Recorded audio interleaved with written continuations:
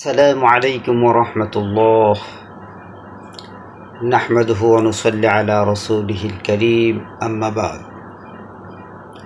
প্রিয় দেশবাসী, আজ আমি আপনাদের সম্মুখে সন্তানের প্রতি পিতামাতার দায়িত্ব ও কর্তব্য সম্পর্কে কিছু আলোচনা করব ইনশাআল্লাহ। প্রত্যেকটি পিতামাতার সবচেয়ে গুরুত্বপূর্ণ দায়িত্ব আর কর্তব্য হলো সন্তানকে দ্বীন শিক্ষা দেওয়া, তাদেরকে জাহান্নামের রাস্তা থেকে ফেরানো, তারা যেন সহজে জান্নাতে যেতে পারে এরকম ব্যবস্থা করা। জান্নাতে যাওয়ার সহজ রাস্তা কোনটা সেদিকে লক্ষ্য রেখে তাদের প্রতি সেই রকম ব্যবস্থা করা। কেননা সন্তানরা যদি জান্নাতে যায় তাহলে আমরাও নিরাপদে জান্নাতে যেতে পারব। আর যদি সন্তান জাহান্নামের উপযুক্ত হয়ে যায় তখন কিন্তু প্রত্যেকটা মা বাবাকে জাহান্নামে নিয়েই যাবে। কেননা কোনো মানুষ যখন জাহান্নামে যাওয়ার উপযুক্ত হয়ে যাবে তখন সে দুনিয়ার সকলকেই আসামি বানিয়ে সে নিজে বাঁচার জন্য চেষ্টা করবে। আর এটা তো খুবই সহজ ব্যাপার যে আমার আব্বা আম্মা আমাকে সেই ধরনের বুঝ দেয় নাই, ওই এলেম শিখায় নাই, কোরআন শিখায় নাই, হাদিস শিখায় নাই, এই জন্য আজকে আমরা জাহান্নামী। আর এটা তো আমাদের দোষ না। অতএব প্রত্যেকটা পিতামাতার এদিকে খুবই খেয়াল রাখতে হবে যে কোনো অবস্থাতে যেন সন্তান জাহান্নামে না যায়। সেজন্য আল্লাহ রসুল সাল্লাল্লাহু আলাইহি সাল্লাম বলছেন, যখন সন্তানের বয়স 7 বছর হয় তখন তাদেরকে নামাজের তালকিন দাও। যখন 10 বছর হয়ে যাবে তখন তারা যদি নামাজ না পড়ে তাদেরকে পিট্টি দিবে, অদরিবুহু, তাদেরকে মারো। তারপরেও সে যেন নামাজ না ছাড়ে, সে যেন বেনামাজি হয়ে কবরে না যায়।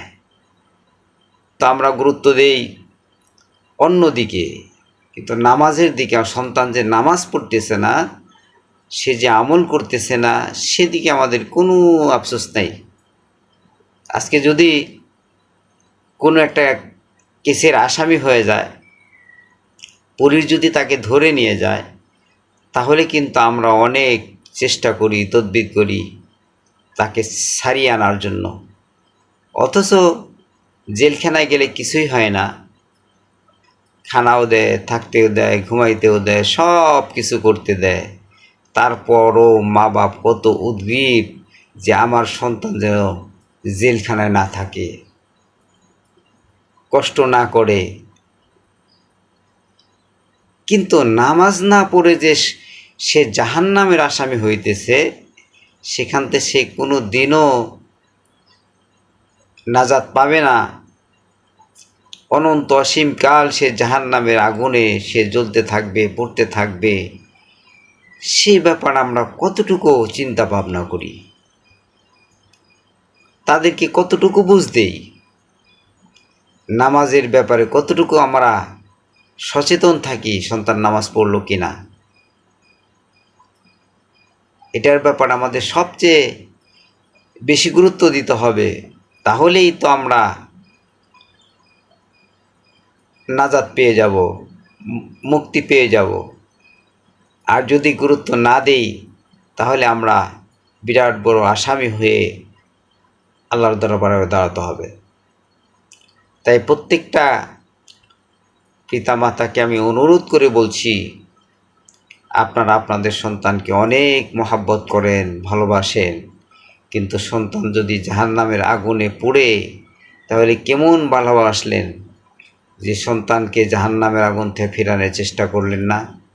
আপনি যদি মুমিন হন, আপনি যদি মুসলিম হন, জান্নাত জাহান্নামকে যদি আপনি বিশ্বাস করেন তবেই তো আপনি মুসলমান। তাহলে আপনি সন্তানকে জাহান্নামের রাস্তা থেকে ফেরান, দিনই বুঝ দেন। যেই পরিবেশে দিলে সন্তান নামাজি হবে, দিনদার হবে, সেই পরিবেশে রাখার চেষ্টা করুন। তাহলে দেখবেন আপনার ছেলে, আপনার মেয়ে দিনদার হবে, নামাজি হবে। আপনার মৃত্যুর সময় তারা আপনার পাশে বসে কোরআন পড়বে, এরকমভাবে দোয়া করবে। আর আল্লাহ পাক খুশি হয়ে সুখবর দেওয়ার জন্য ফেরেশতা পাঠিয়ে দিবে। আল্লাহ তাখাফু ওয়ালা তাহজানু, ও বান্দা তুমি চিন্তা করো না, তুমি ভয় করো না। ও আবশিরু বিল জান্নাহ, তুমি জান্নাতের শুভ সংবাদ গ্রহণ করো।